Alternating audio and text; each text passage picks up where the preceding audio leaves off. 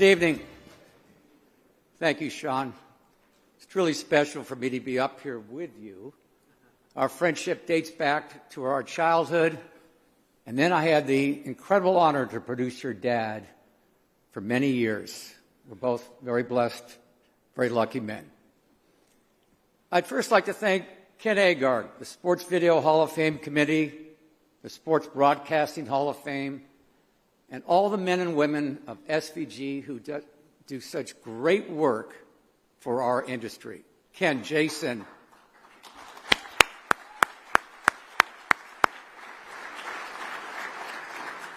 the hardworking men and women, Ken, Jason, Brandon, Carrie, Karen, and so many others, thank you. And congratulations to all the inductees of this class of 2025. I'm truly honored to be a part of this class. 17 years ago, I stood on this stage and had the honor to accept my father's induction into the Sports Broadcasting Hall of Fame. He was a great, tremendous influence in my life. He taught me the importance of integrity, respect, hard work, and humility. I had a wonderful childhood, chock full of sports. Heck, I even had Ted Williams babysit me when I was a little boy. My dad never pushed me into the industry. He didn't have to. He just led by example. Well, I got my start in the business at ABC Sports, and as a young kid fresh out of college, I was thrust into the college football game of the week with producer Chuck Howard and director Andy Sedaris. It was sink or swim in those days as a young production assistant. You ask a lot of questions, but never, ever make the same mistake twice. Chuck was a great influence and mentor. He was tough, he was demanding, while Andy was Hollywood calm and very cool. But they were a great team to learn under as a 22-year-old kid. Later, Dennis Swanson, as president of 3 divisions in the mid-'80s at ABC, afforded me the opportunity to spread my wings as a producer.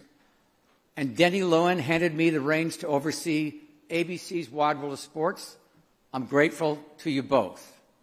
And to Jeffrey Mason, I'm thinking about you, pal. At ABC, I was so fortunate to have worked with incredible announcers, including my dad, as well as Hall of Famers Jim McKay during the Olympics and Triple Crown, Al Michaels during World Series and horse racing, Leslie Visser was my go-to reporter, Terry Gannon, Dick Button, Peggy Fleming on figure skating, and Frank Gifford and Robin Roberts as hosts of Wide World. I'm so appreciative of all the men and women in front and behind the camera who are so dedicated and loyal to creating the best broadcasts in sports television. But remember, when you create your vision of an event, you also have to have great directors, and boy, did I. In 2005, my career took an unexpected but wonderful turn. As I was skating at a rink in Stamford, Connecticut with my youngest daughter, Grace, I ran into my former friend and colleague at ABC, John Littner. He told me he was taking over as president of a new regional sports network in New York. John told me, hey, I believe I have a great opportunity for you to take a blank canvas and create your vision of a regional sports network. And that's exactly what I did, but with an incredible amount of support.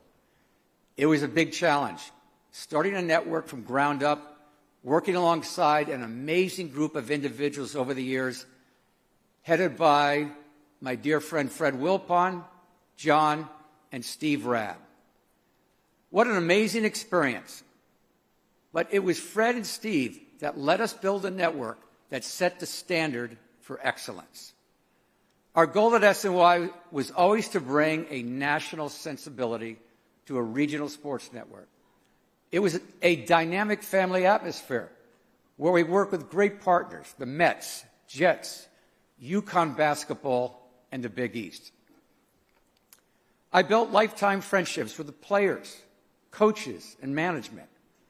And I had the pleasure to assemble and lead the Mets broadcast team of Gary Cohen, Keith Hernandez, Ron Darling, KB Kevin Burkhardt, and later Steve Gelbs, as well as our Mets producer from the very beginning, Greg Picker.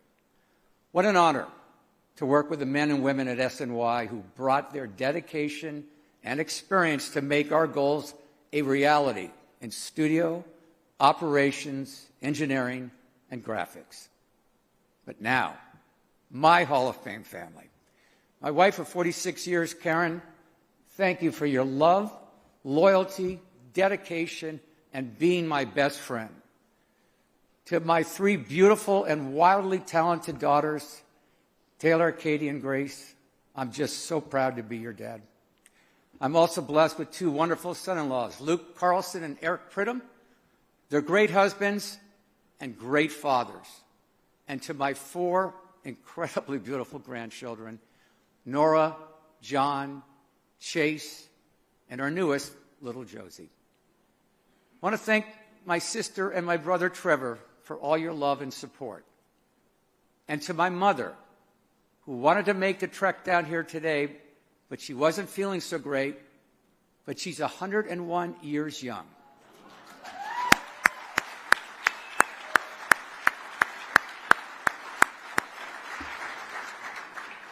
And she's watching from home tonight. You know, she's never let me forget her pride in delivering a 12-pound baby boy. That's me. During a snowstorm on opening day in Boston. Thank you, Mom, for your unwavering support and love and loyalty and determination. I always want to lead by example and inspire respect and integrity amongst my family and my peers. And I'm forever grateful to everyone who has touched my life. It's truly an honor to be part of this Hall of Fame class of 2025. Thank you very much.